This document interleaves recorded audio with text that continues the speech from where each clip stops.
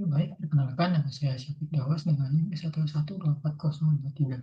Saya dari Universitas Solo dengan dari Fakultas Teknik dengan prodi jurusan Informatika. Di pertemuan kali ini kita akan bahas materi yang cukup penting dalam dunia pengembangan aplikasi blockchain, yaitu Hyperledger Composer. Sebelum kita masuk ke Hyperledger Composer, secara khusus kita perlu memahami dasar-dasarnya terlebih dahulu, yaitu Hyperledger Fabric. Mengapa demikian?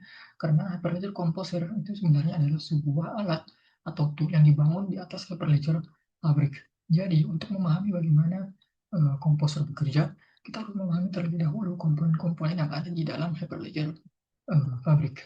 Pada video ini saya akan membahas secara berurutan, mulai dari pengenalan Hyperledger Fabric, model dan komponennya, cara membuat jaringan Fabric, chain code, layanan, kemudian ordering, kemudian Fabric Peer, channel, aplikasi klien, Fabric Certificate Authority, kemudian kita juga akan masuk ke Hyperledger Composer itu sendiri.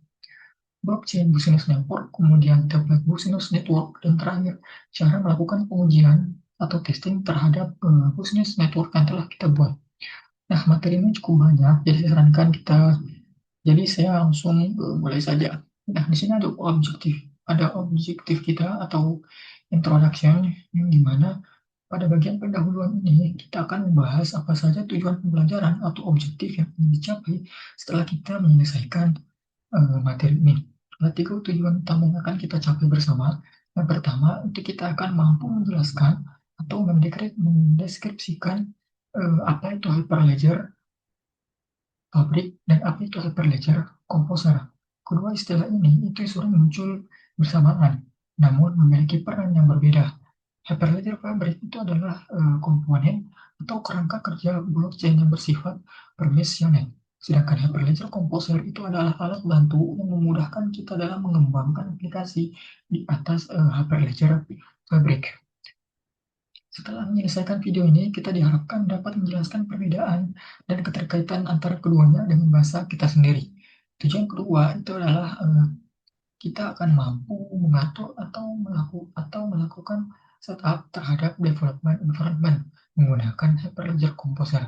Artinya, kita akan memahami komponen apa saja yang diperlukan agar lingkungan pengembangan blockchain itu dapat berjalan dengan baik, mulai dari Node.js, kemudian Docker, hingga Composer, command line, interface, atau CLI. Walaupun pada video ini kita lebih fokus pada konsep, namun pemahaman terhadap environment ini sangat penting sebagai bekal praktik kita nantinya. Tujuan ketiga itu adalah tujuan yang paling aplikatif, yaitu akan mampu melakukan deploy dan melakukan pengujian atau testing terhadap sebuah business network. Business network itu adalah inti dari aplikasi blockchain yang dibangun menggunakan Hyperledger Composer. Di dalamnya itu terdapat model, data, aturan kelas, aturan akses, fungsi transaksi, dan query yang semuanya itu akan kita bahas satu persatu pada bagian-bagian selanjutnya. Ketiga tujuan ini akan saling berkesinambungan. Kita tidak bisa langsung membuat business network membuat business network tanpa memahami dahulu konsep dasar dari Hyperledger Fabric.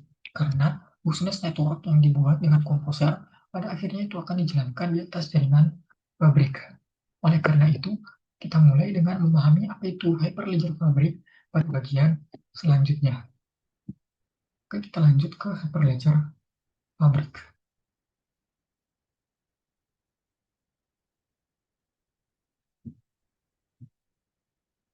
Nah,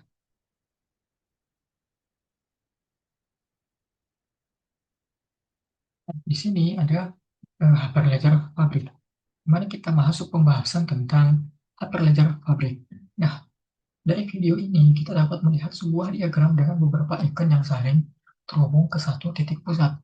Setiap icon itu sebenarnya mempresentasikan komponen-komponen penting yang akan kita bahas lebih detail pada bagian-bagian berikutnya, seperti ledger, smart contract, atau chain code, keamanan, dan jaringan terdistribusi. Namun untuk saat ini, mari kita fokus dulu pada definisi besar dari Hyperledger Fabric itu sendiri. Berdasarkan materi yang kita pelajari, Hyperfabric itu didefinisikan sebagai sebuah sistem blockchain yang bersifat permissioned yang digunakan untuk mengembangkan aplikasi. Kata kunci pertama yang harus kita pahami di sini itu adalah permissioned. Apa artinya permissioned? Berbeda dengan blockchain public seperti Bitcoin atau Ethereum yang bersifat permissionless, di mana siapa saja dapat bergabung ke dalam jaringan tanpa perlu izin khusus. Blockchain permissioned itu seperti Hyperledger Fabric ini harus mengharuskan setiap pihak yang ingin berpartisipasi untuk terdaftar dan dikenali terlebih dahulu oleh jaringan. Kata kunci kedua yang penting itu adalah mengenai identitas yang tidak dikenal atau unknown identities. Pada materi itu disebutkan bahwa Hyperledger Fabric itu memungkinkan identitas yang tidak dikenal untuk berpartisipasi dalam jaringan, namun dengan syarat identitas tersebut itu harus didaftarkan atau di-enroll melalui sebuah komponen yang disebut Member Service Provider atau biasa disingkat MSP. Jadi bisa kita simpulkan bahwa meskipun Hyperledger Fabric ini bersifat permission dan tertutup, ia tetap fleksibel karena memungkinkan pihak baru untuk bergabung asalkan pihak tersebut melalui proses pendaftaran resmi melalui MSP. MSP inilah yang nantinya itu bertugas memverifikasi identitas setiap peserta jaringan, memberikan sertifikat digital, dan memastikan bahwa hanya pihak yang sah saja itu dapat melakukan transaksi di dalam jaringan.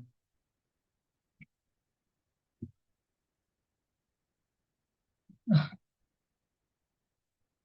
kemudian konsep permissioned blockchain ini sangat penting di dalam konteks bisnis. Bayangkan jika Hyperledger Fabric itu digunakan oleh konsorsium beberapa perusahaan logistik untuk melacak pengiriman barang. Tentu mereka tidak ingin sembarangan pihak dapat melihat atau mengubah data transaksi mereka. Dengan sifat permissioned ini, hanya perusahaan-perusahaan yang telah terdaftar dan terverifikasi melalui MSP yang dapat berpartisipasi. Sehingga keamanan dapat sehingga keamanan dan privasi data bisnis itu tetap terjaga. Dengan memahami konsep dasar ini, kita sudah memiliki fondasi yang cukup untuk melanjutkan ke pembahasan berikutnya, yaitu mengenai model dari Hyperledger Fabric itu sendiri, termasuk berbagai isu atau permasalahan yang melatar belakangi desain model tersebut. Oke, sekarang kita masuk ke 7.3, yaitu Hyperledger model Fabric model.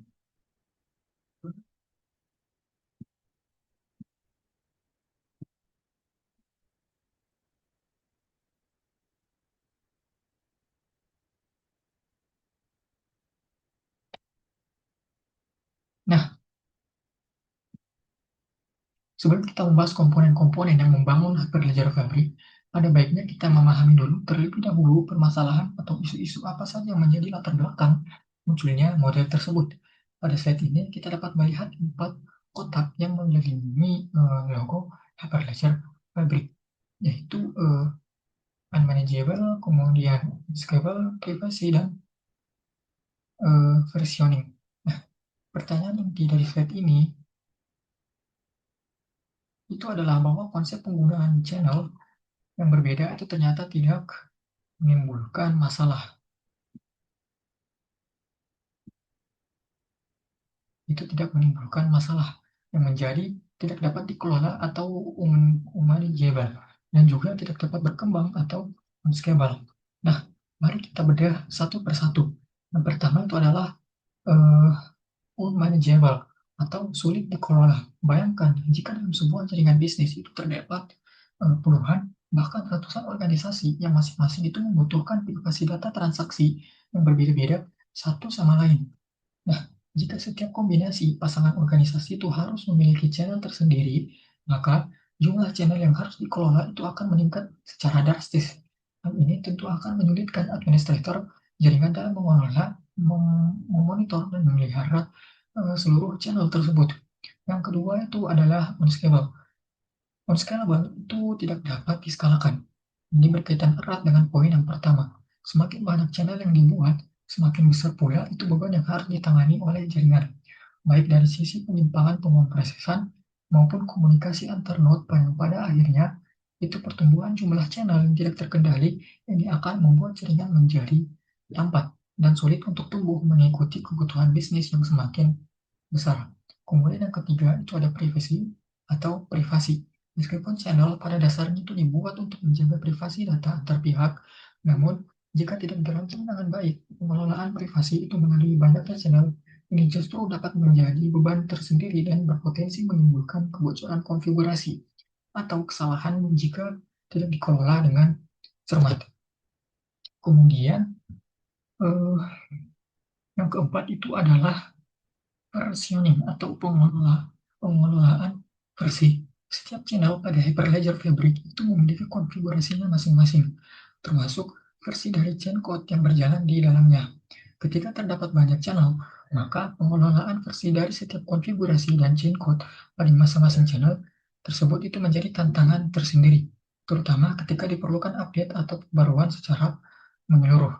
Kemudian yang keempat isu inilah yang menjadi latar belakang mengapa Hyperledger Fabric kemudian dirancang dengan sebuah model yang lebih terstruktur, yang melibatkan beberapa komponen kunci yang akan bekerja sama untuk mengatasi permasalahan tersebut.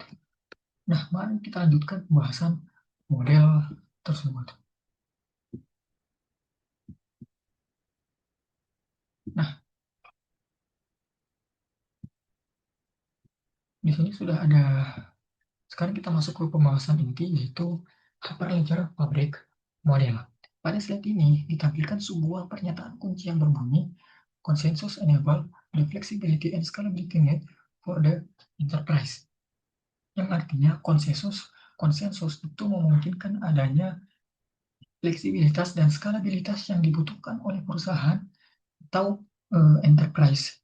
Di sekeliling diagram pusat terdapat 6 komponen utama yang membentuk model Hyperledger Fabric, yaitu aset, kemudian chain code, ledger, channel, membership service, dan konsensus.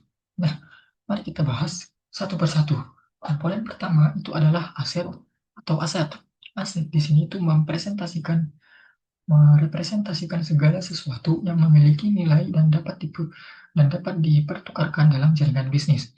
Baik itu berupa aset berwujud seperti properti atau kendaraan, maupun aset tidak berwujud seperti kontrak, hak kekayaan intelektual, atau bahkan data. Dalam konteks blockchain, aset inilah yang menjadi objek utama yang dicatat dan dilacak perubahannya. Kemudian komponen kedua itu adalah chain code. Chain code itu adalah program yang berjalan di dalam jaringan dan bertanggung jawab untuk mengatur logika bisnis. Kita akan membahas chain code ini secara lebih mendalam pada bagian 7.5. Namun secara singkat, chain code inilah yang menentukan bagaimana sebuah transaksi itu dapat mengubah status dari aset yang ada di dalam ledger. Kemudian komponen ketiga itu adalah ledger. Ledger itu adalah buku besar atau buku catatan yang menyimpan seluruh riwayat transaksi serta status terkini dari aset-aset yang ada. Ledger pada Hyperledger Fabric itu terdiri dari dua bagian, yaitu blockchain yang menyimpan riwayat transaksi secara berurutan dan tidak dapat diubah, serta world state yang menyimpan status terkini dari seluruh aset dalam bentuk database. Kemudian komponen yang keempat yaitu channels atau saluran. Channel itu adalah mekanisme yang memungkinkan sekelompok peserta tertentu untuk melakukan komunikasi dan transaksi secara private, terpisah dari peserta lain yang menjadi bagian dari channel tersebut. Meskipun pada bagian sebelumnya kita membahas bahwa terlalu banyak channel dapat menimbulkan masalah, channel tetap menjadi komponen fundamental yang menjaga privasi dalam jaringan. Kemudian komponen yang kelima itu adalah membership service atau layanan keanggotaan. Komponen ini itu bertanggung jawab untuk mengelola identitas digital dari setiap peserta jaringan. Inilah yang berkaitan langsung dengan komponen MSP atau Member Service Provider yang sudah kita bahas sebelumnya. Membership service itu memastikan bahwa setiap pihak yang berpartisipasi dalam jaringan itu memiliki identitas yang sah dan terverifikasi. Kemudian komponen yang keenam, dan ini akan menjadi komponen yang ditekankan pada slide ini, itu adalah konsensus atau konsensus. Konsensus ini adalah mekanisme yang digunakan oleh seluruh node dalam jaringan untuk menyepakati urutan dan validitas dari transaksi yang akan dimasukkan ke dalam ledger. Sesuai dengan pernyataan pada slide, konsensus ini adalah nilainya memberikan fleksibilitas dan skalabilitas yang dibutuhkan oleh perusahaan. Karena Hyperledger Fabric memungkinkan penggunaan berbagai mekanisme konsensus yang dapat disesuaikan dengan kebutuhan bisnis. Tidak seperti blockchain publik yang umumnya terikat pada satu mekanisme konsensus saja seperti proof of work. Nah, keenam komponen ini itu saling bekerja sama membentuk satu kesatuan jaringan Hyperledger Fabric yang amat privat. Yang aman, privat, namun tetap fleksibel dan dapat diskalakan. Setelah memahami model ini secara konseptual, kita akan lanjut ke pembahasan mengenai bagaimana sebenarnya sebuah jaringan Hyperledger Fabric itu dibangun secara teknis.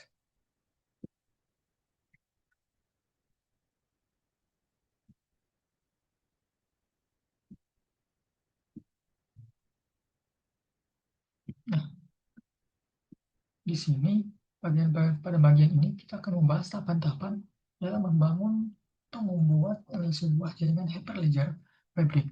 Materi ini menyajikan tahapan tersebut dalam bentuk blok-blok berurutan yang menunjukkan proses dari awal hingga jaringan benar-benar siap digunakan. Mari kita ikuti tahapannya satu persatu sesuai urutan pada video. Nah, yang pertama yaitu membuat order blok. Pada slide tertulis bahwa tahap ini itu bertujuan untuk membuat blok order guna mendukung layanan ordering sekaligus melakukan broadcast terhadap file transaksi konfigurasi channel atau channel configuration transaction file. Setelah blok orderan ini dibuat, langkah selanjutnya itu adalah mengkonfigurasi dan menjalankan atau start layanan ordering tersebut.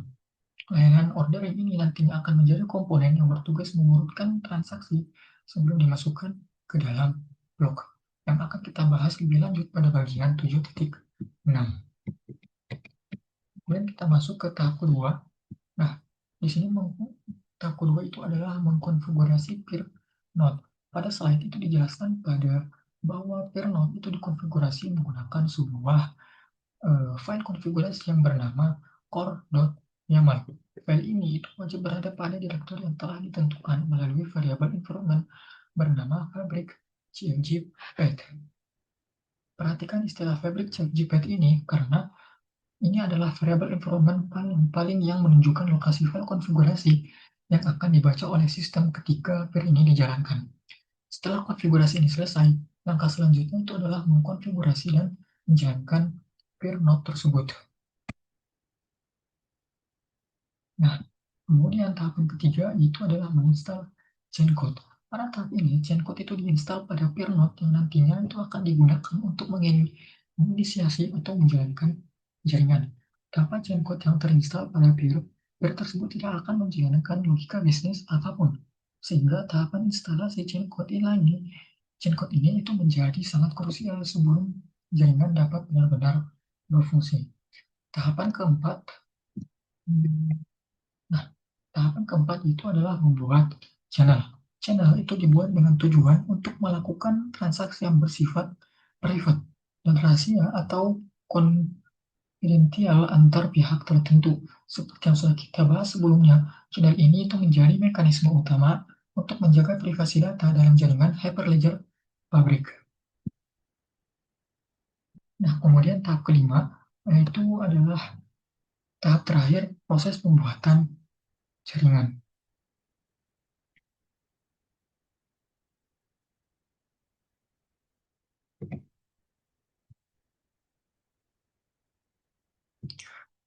Nah, dalam proses pembuatan jaringan, ini adalah bergabung atau join ke dalam channel. Pada tahap ini, peer-peer yang sudah dikonfigurasi itu akan bergabung ke dalam channel yang telah dibuat untuk memulai jaringan.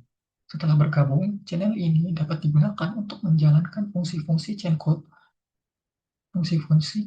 yang dapat dipanggil atau di-invoke dari SDK atau Software Development Kit. Nah, jika kita rangkum urutan pembuatan jaringan Hyperledger Fabric ini secara garis besar, yang pertama, kita menyiapkan layanan ordering melalui orderer blok. Kemudian yang kedua, kita konfigurasi dan jalankan peer node itu menggunakan file core YAML. Kemudian yang ketiga, kita install chain code pada peer. Kemudian yang keempat, membuat channel untuk privasi transaksi.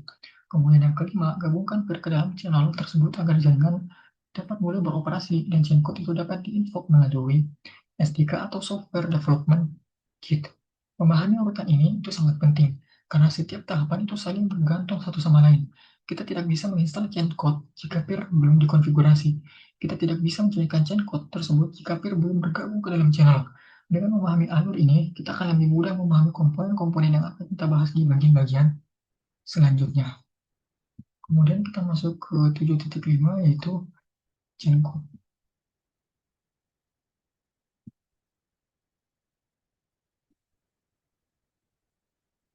Nah, sekarang kita masuk ke pembahasan mengenai chaincode. Sebelumnya kita sudah menyinggung sedikit tentang chaincode pada bagian model Hyperledger, Fabric, dan juga pada tahapan pembuatan jaringan. Pada bagian ini kita akan membahas chaincode secara lebih mendalam berdasarkan 5 poin penting yang disebutkan pada materi.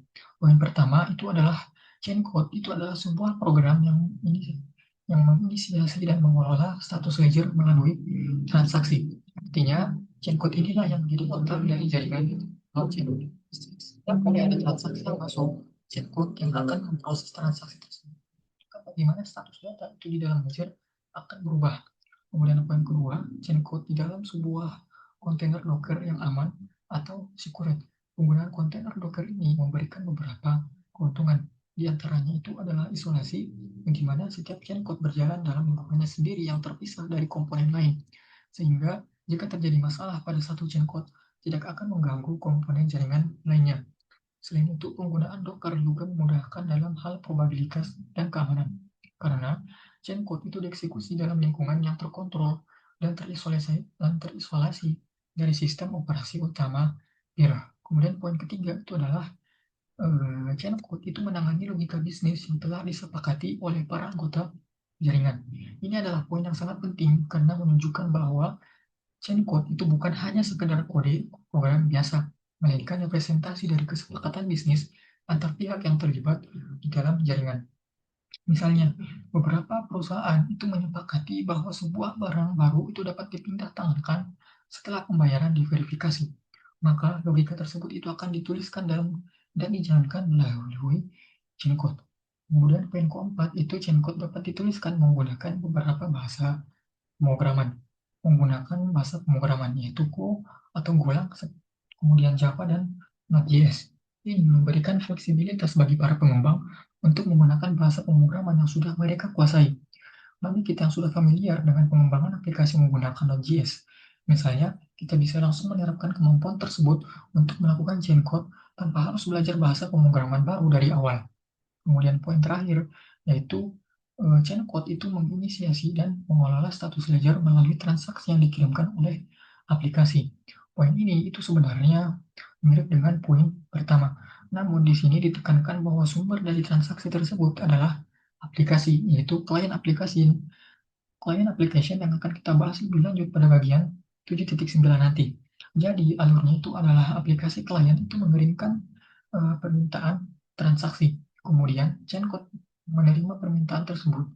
Itu akan memproses dan memperbarui status ledger sesuai dengan logika bisnis yang telah ditentukan. Sebagai gambaran sederhana, bayangkan chaincode itu seperti sebuah kontrak pintar atau smart contract dalam istilah blockchain pada umumnya.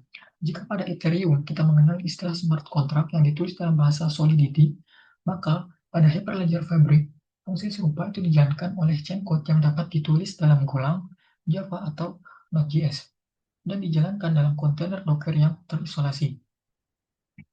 Nah, dengan memahami chaincode sebagai komponen yang menjalankan logika bisnis, kita sekarang siap untuk membahas bagaimana transaksi-transaksi yang diproses oleh chaincode ini kemudian diurutkan dan dikemas ke dalam blok itu melalui layanan ordering. Nah, sekarang kita lanjut ke pembahasan berikutnya yaitu ordering service.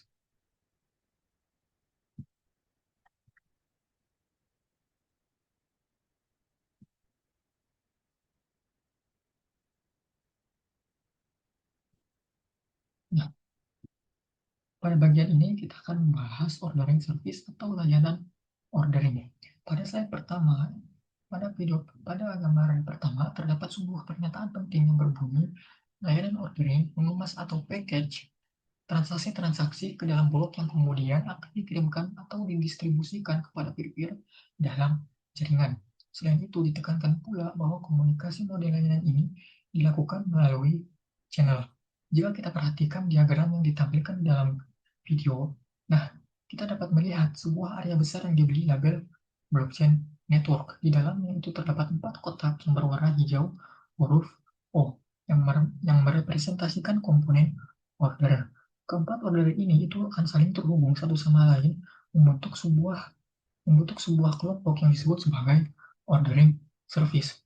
Nah, di sisi luar blockchain network, kita dapat melihat dua kotak berwarna biru, kehijauan dengan label E2 dan E3. Kotak-kotak ini itu merepresentasikan endorser, yaitu peer yang bertugas memvalidasi dan memberikan persetujuan atau endorsement terhadap sebuah transaksi sebelum transaksi tersebut dikirimkan ke ordering service. Pada diagram, terlihat pula kotak-kotak kecil berwarna oranye dengan label A, B, Y, dan Z, merepresentasikan chain code yang berjalan pada masing-masing endorser tersebut. Nah, pada bagian bawah di sini terdapat legenda atau keterangan warna menjelaskan bahwa warna biru kehijauan itu merepresentasikan order dan warna orange itu merepresentasikan chain code. Kemudian yang dimana legenda ini itu akan membantu kita memahami bahwa dalam satu jaringan blockchain itu terdapat berbagai jenis komponen yang saling memiliki peran berbeda namun saling terhubung dan berkomunikasi satu sama lain.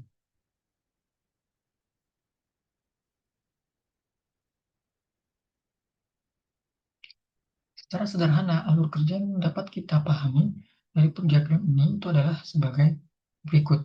Endorser yang merupakan peer dengan chain code terinstal di dalamnya itu akan memproses dan memvalidasi transaksi.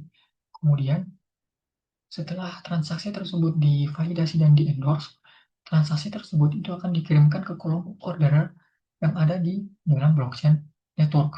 Order inilah yang kemudian bertugas untuk mengurutkan transaksi-transaksi tersebut secara konsisten dan mengemasnya ke dalam blok. Sebelum blok tersebut didistribusikan kembali ke seluruh peer di dalam jaringan melalui channel. Nah, kemudian di sini ada lagi tulisan ordering service yang dimana di sini implementasi terpusat hingga terdistribusi.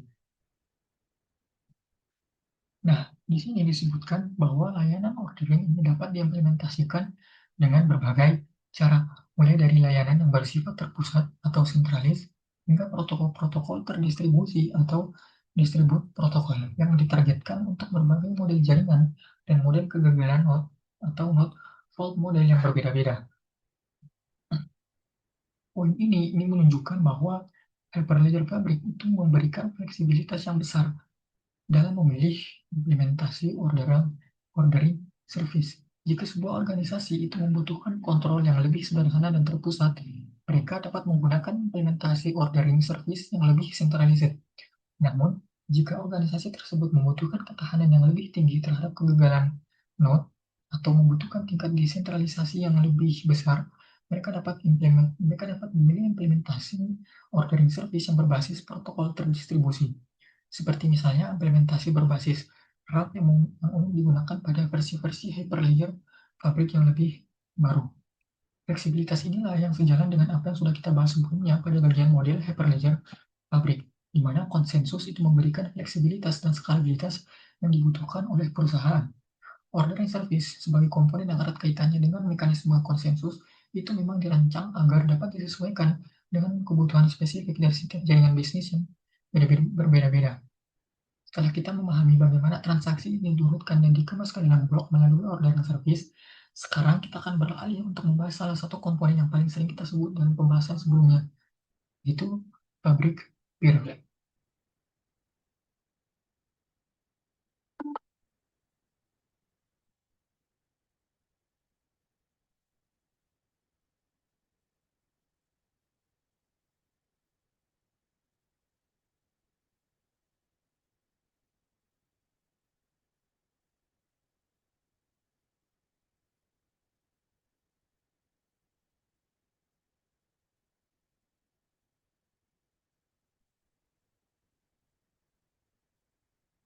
Bagian ini kita akan membahas pabrik peer secara lebih mendalam. Pada slide ini terdapat 3 poin yang penting yang dijelaskan mengenai peer. Kemudian diikuti dengan sebuah diagram yang menggambarkan bagaimana peer tersebut berinteraksi dengan komponen-komponen lainnya. Poin pertama itu menyebutkan bahwa peer itu adalah elemen fundamental dari jaringan. Karena peer inilah yang membuat tempat atau host bagi ledger dan smart contract. Ingat kembali pembahasan kita mengenai ledger pada bagian modal hyperledger pabrik, di mana ledger terdiri itu dari blockchain dan work state. Nah, ledger inilah yang disimpan dan dikelola oleh peer. Poin kedua itu menyebutkan bahwa satu peer itu dapat memelihara satu atau lebih ledger dan dapat terhubung ke lebih dari satu channel. Ini menunjukkan bahwa sebuah peer itu tidak terbatas hanya pada satu channel saja. Sebuah organisasi dapat memiliki peer yang berpartisipasi dalam beberapa channel berbeda sekaligus, masing-masing dengan ledgernya sendiri sesuai dengan kebutuhan privasi transaksi pada setiap channel tersebut. Nah, kemudian pada poin ketiga di sini menyebutkan bahwa peer itu menugaskan atau assign event kepada aplikasi klien. Ini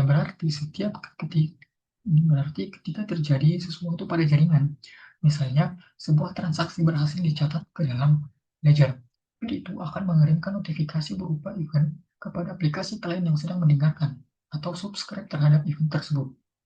Sekarang kita akan membahas tentang diagram pada di gambar tersebut. Di tengah diagram itu terdapat sebuah kotak besar berwarna abu-abu gelap dengan label peer.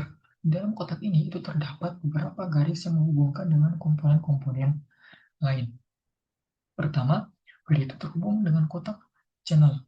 Di sisi kiri itu menunjukkan bahwa peer dapat berkomunikasi dan menjadi bagian dari satu atau lebih channel, sesuai dengan poin kedua yang kita bahas tadi. Kemudian yang kedua, peer itu terhubung dengan kotak chain code di sisi kanan, yang berisi dua kotak kuning berlabel A dan B. Ini menggambarkan bahwa peer itu dapat menjalankan lebih dari satu chain code di dalamnya, sesuai dengan kebutuhan jaringan. Nah, ketiga, peer itu terhubung dengan kotak event, yang berada di bagian tengah bawah, beserta sebuah icon bertanda suhu di dalam lingkaran. Ini menggambarkan poin ketiga yang kita bahas tadi, yaitu peer itu menugaskan event kepada aplikasi klien. Kemudian yang keempat, peer itu juga terhubung ke dalam sebuah icon yang merepresentasikan lokal MSP, yaitu Local Membership Service Provider. Ini menunjukkan bahwa setiap peer itu memiliki identitas lokalnya sendiri yang diverifikasi melalui MSP. Sejalan dengan pembahasan kita mengenai membership service pada bagian model Hyperledger Fabric.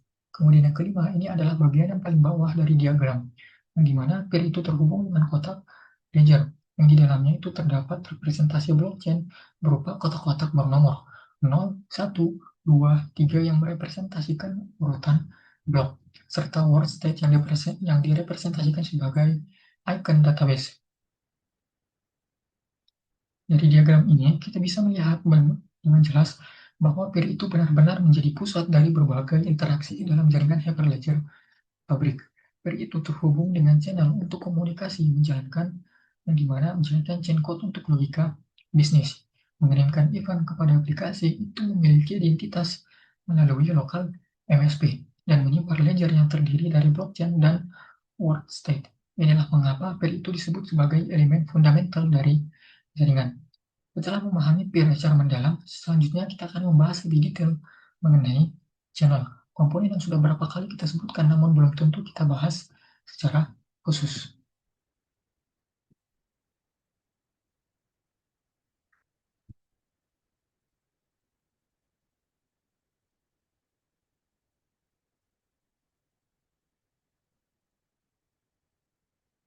Nah, di sini kita akan membahas tentang channel, yang dimana pada slide ini terdapat sebuah pernyataan yang berbunyi bahwa syarat di seluruh jaringan namun bersifat permissioned atau memiliki izin khusus untuk sekelompok peserta. Untuk kelompok peserta tertentu saja. Pernyataan ini sebenarnya itu menjawab pertanyaan yang mungkin muncul di benak kita sendiri. Jika channel digunakan untuk privasi, mengapa dikatakan shared across an entire network? Jawabannya itu adalah Channel memang merupakan bagian dari infrastruktur jaringan secara keseluruhan. Namun, akses terhadap channel tersebut dibatasi atau dipermission hanya untuk sekelompok peserta tertentu yang telah ditentukan.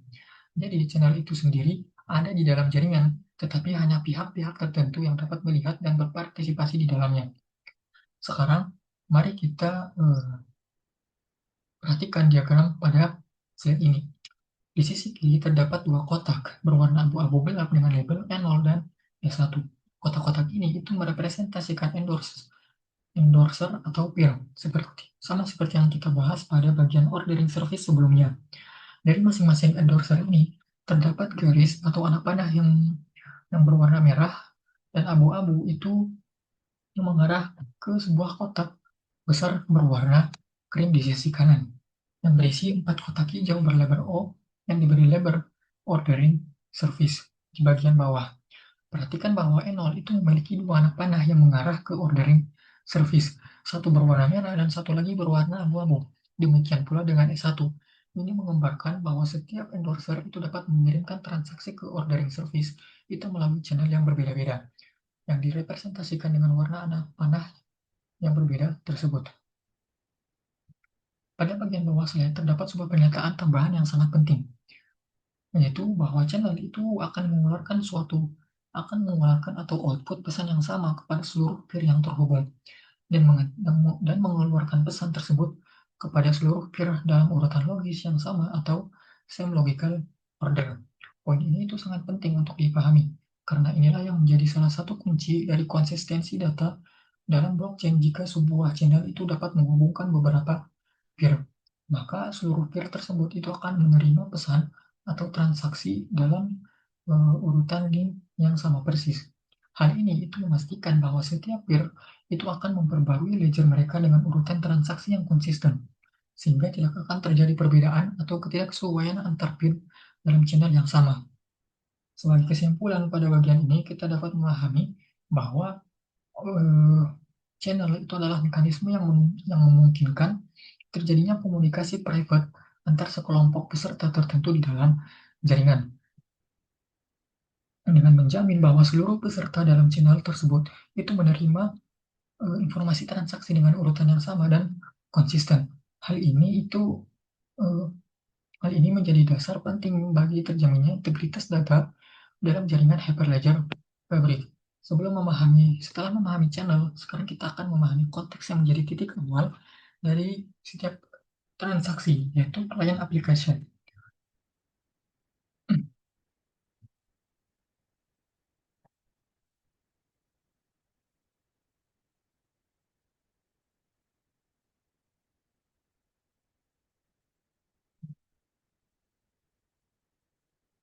Sekarang kita akan membahas mengenai client application atau aplikasi klien. Sebelum masuk ke pembahasan utama, pada bagian atas slide itu terdapat sebuah pernyataan penting, yaitu pesan yang dikomunikasikan itu adalah kandidat transaksi eh, untuk dimasukkan ke dalam status blockchain, atau dalam bahasa Inggrisnya the communicated message are the candidate transaction for inclusion in the blockchain state.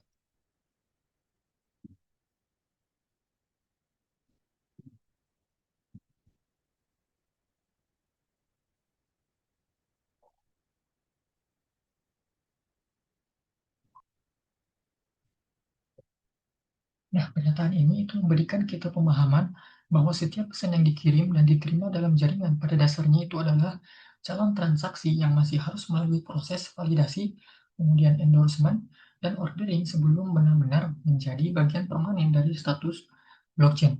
Selanjutnya, kita akan melihat sebuah diagram dengan judul Single Channel Network. Pada diagram ini terdapat dua poin penjelasan.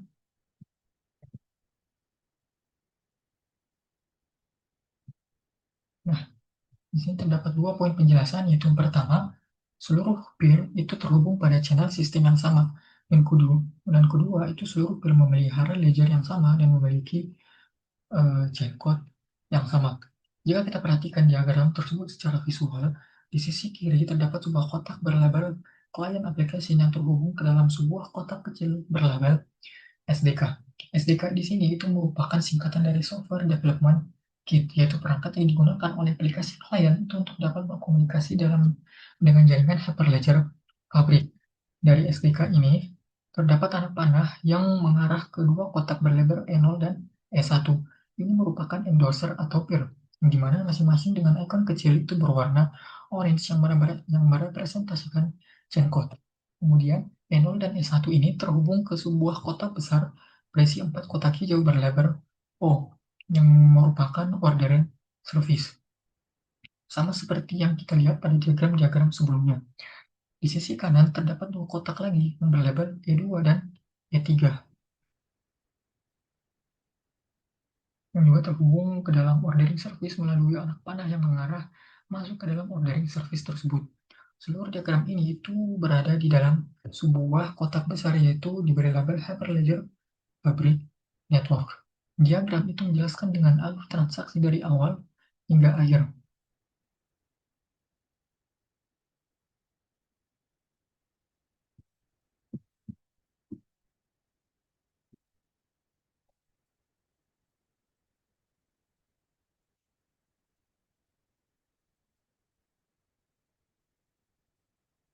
Aplikasi klien ini mengirimkan transaksi melalui SDK itu kepada endorser-endorser tertentu, yaitu E0 dan E1, di mana dalam contoh ini, endorser-endorser itu tersebut kemudian memproses transaksi itu menggunakan chain code yang terinstall pada mereka. Lalu hasil endorsement tersebut itu dikirimkan ke ordering service. Oke, sekarang kita masuk ke client application, yang dimana di sini kita akan bahas lebih spesifik. Di slide ini terdapat sebuah pernyataan di mana the client instance provide demand API itu service to interact with a network of peer and order, yang artinya sebuah instant client itu menyediakan permukaan API utama untuk berinteraksi dengan jaringan peer dan order. Pada diagram slide ini kita dapat melihat sebuah kotak besar berwarna orange yang terbagi menjadi dua bagian, yaitu client application dan SDK atau HFC, di mana HFC di sini merupakan singkatan dari Hyperledger Fabric Client. Dari kotak SDK ini terdapat tiga garis yang mengarah ke komponen-komponen lain, yaitu channel dan event, dan sebuah icon yang merepresentasikan lokal MSP. Diagram ini itu menunjukkan bahwa SDK atau lebih spesifiknya Hyperledger Fabric Client itu menjadi jembatan utama antara aplikasi klien dan dengan tiga hal penting, yaitu channel untuk pengiriman transaksi, di mana event untuk menerima notifikasi dan jaringan, dan lokal MSP itu untuk identitas dan autentikasi. Kemudian di sini ada poin penting, di mana di sini terdapat dua poin penting mengenai slide client application.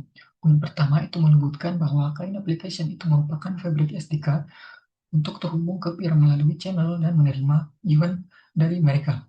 Poin kedua itu menyebutkan bahwa client application itu dapat dituliskan dalam berbagai bahasa pemrograman yang berbeda, seperti Node.js, Golang, Java, dan Python. Poin kedua ini sangat menarik untuk diperhatikan, karena ini menunjukkan fleksibilitas yang besar dalam pengembangan aplikasi blockchain itu menggunakan Hyperledger Fabric.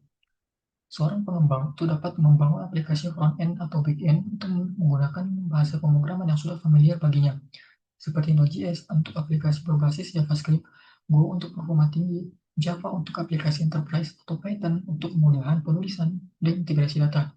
Sebagai rangkuman, dari berbagai client application ini, kita dapat memahami bahwa client application itu adalah pintu masuk dari pengguna akhir ke dalam jaringan blockchain. Melalui SDK, aplikasi klien itu dapat mengirimkan transaksi, juga menerima event, dan melakukan autentikasi menggunakan identitas yang telah didaftarkan melalui MSP. Seluruh transaksi yang dikirimkan oleh client application ini pada akhirnya itu akan diproses melalui alur yang sudah kita bahas sebelumnya, mulai dari endorsement oleh per, kemudian pengurutan oleh ordering service, hingga pencatatan ke dalam ledger. Nah, sekarang kita akan membahas komponen yang berperan penting ke dalam hal keamanan dan identitas, yaitu Hyperledger Fabric Certificate Authority atau Fabric CA.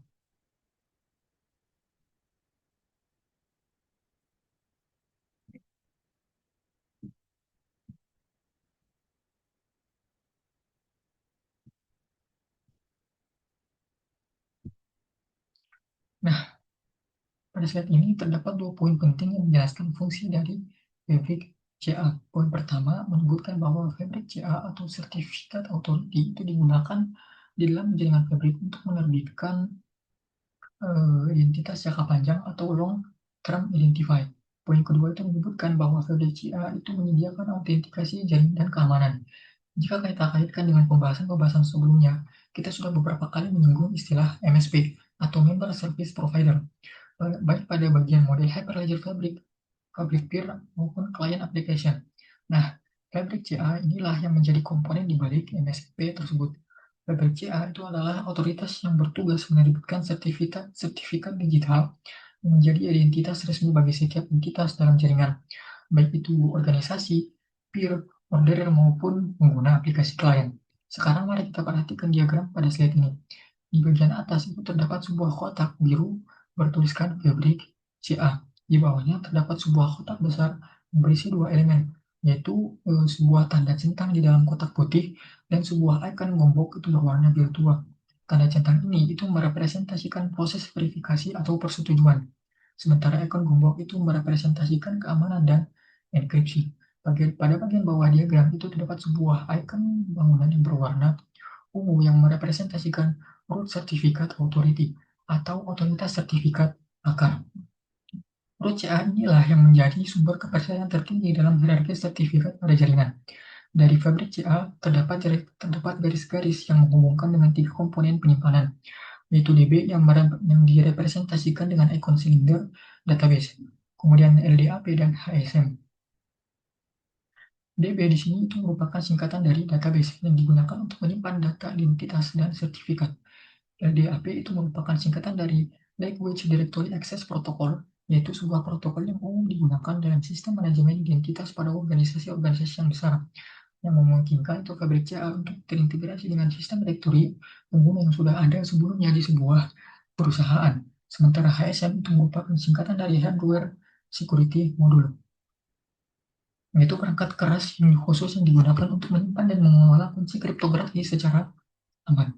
Pada bagian paling bawah slide itu terdapat 4 label yang menjelaskan karakteristik dari Fabric CA, yaitu root certificate, kemudian high availability, kemudian atau ketersediaan tinggi, kemudian authenticate enroll ID atau melakukan autentikasi terhadap ID pendaftaran, dan secure atau aman. Dari penjelasan ini, kita akan memahami bahwa Fabric CA itu memainkan peran sentral dalam menjaga keamanan dan kepercayaan dalam jaringan Hyperledger Fabric. Tanpa Fabric CA, itu tidak akan ada yang terpercaya untuk memverifikasi bahwa sebuah peer orderer atau pengguna aplikasi itu benar-benar adalah sebuah entitas yang sah dan berhak untuk berpartisipasi dalam jaringan. Fabric CA inilah yang menerbitkan sertifikat digital yang kemudian digunakan oleh MSP untuk memverifikasi identitas setiap entitas tersebut, baik dengan dukungan database biasa, kemudian integrasi LDAP, maupun perangkat keamanan HSM untuk tingkat keamanan yang lebih tinggi. Dengan ini, kita telah menyelesaikan seluruh pembahasan mengenai komponen-komponen Hyperledger. Sekarang, kita siap untuk beralih topik utama materi ini, yaitu Hyperledger Composer.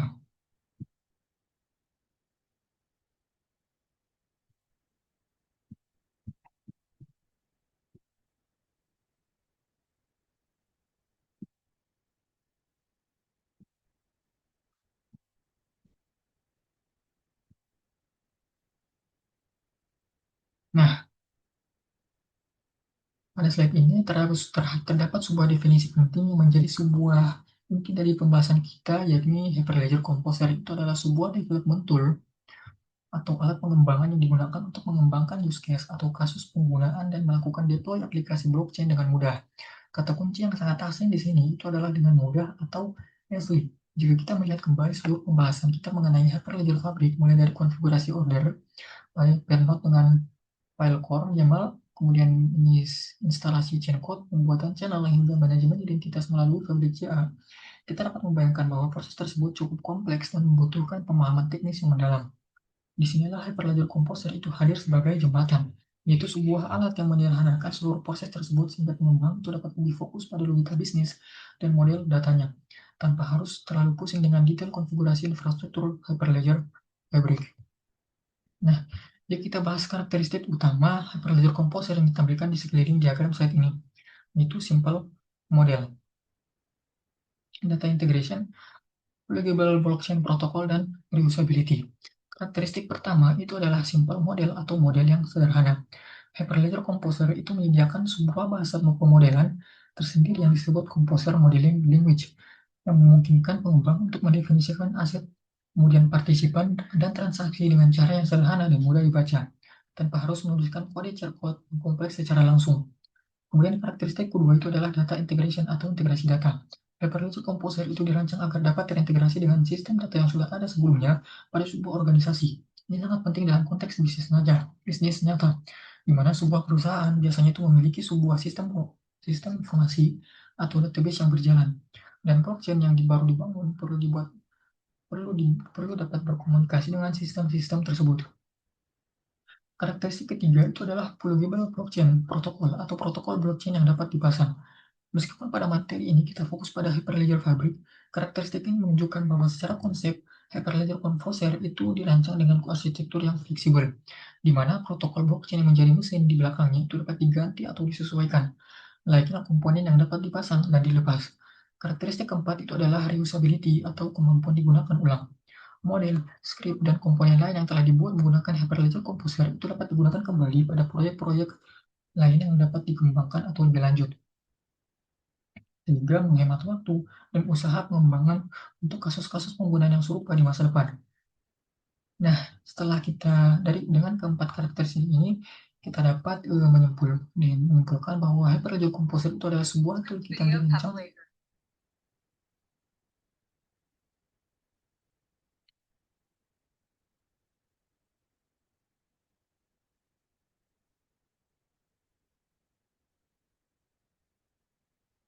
Nah, kita dapat disimpulkan bahwa Hyperledger Composer itu adalah sebuah toolkit yang dirancang untuk mempercepat dan menyederhanakan proses pengembangan aplikasi blockchain di atas Hyperledger Fabric. Dengan menyediakan model yang sederhana, kemampuan integrasi dengan data yang sudah ada, fleksibilitas protokol, dan komponen yang sudah dapat kita gunakan kembali.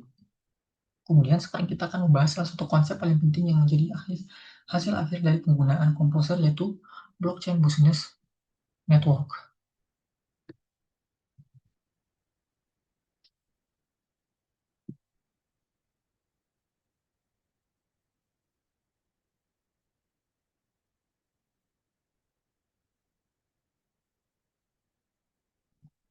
Pada bagian ini kita akan membahas mengenai blockchain business network, di mana pada saat ini terdapat sebuah definisi yang menyatakan bahwa blockchain business network itu adalah sebuah jaringan terdesentralisasi atau desentralisasi network yang digunakan untuk mentransfer aset bisnis secara aman dan efisien dengan bantuan distribusi ledger atau ledger terdistribusi. Definisi ini itu sebenarnya menyatukan seluruh konsep yang sudah kita bahas sebelumnya. Jika kita ingat kembali konsep aset pada model Hyperledger Fabric, di mana aset itu adalah segala sesuatu yang memiliki nilai dan dapat dipertukarkan.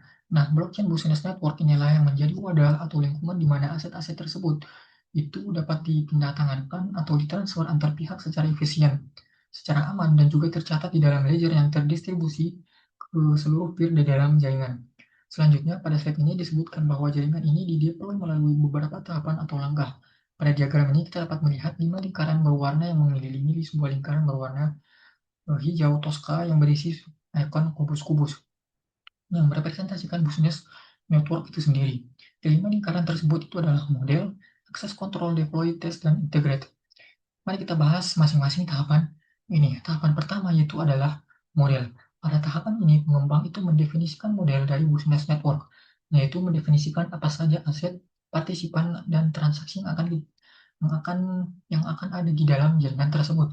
Tahapan inilah yang menggunakan komposer modeling language yang sudah kita singgung sebelumnya pada karakteristik simple models.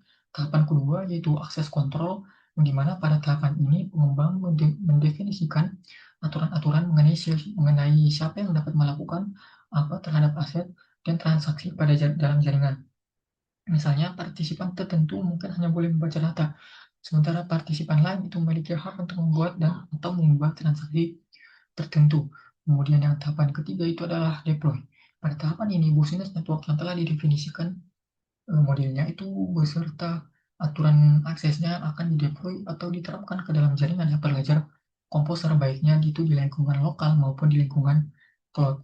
Pada tahapan keempat itu adalah tes. Setelah Business Network dideploy, tahapan selanjutnya itu adalah melakukan pengujian terhadap Business Network tersebut untuk memastikan bahwa seluruh fungsi itu berjalan sesuai dengan yang diharapkan. Kemudian tahapan kelima yaitu integrate. Pada tahapan ini, Business Network yang sudah berjalan dan diuji itu akan diintegrasikan dengan sistem-sistem lain yang sudah ada, seperti sistem informasi perusahaan aplikasi web atau aplikasi mobile, sehingga Business Network ini dapat benar-benar digunakan dalam operasional bisnis sehari-hari. Perlu diperhatikan bahwa kelima tahapan ini itu eh, digambarkan mengelilingi sebuah lingkaran pusat yang dapat kita maknai sebagai sebuah siklus yang berkelanjutan. Artinya, setelah integrasi selesai, bukan berarti proses berhenti begitu saja.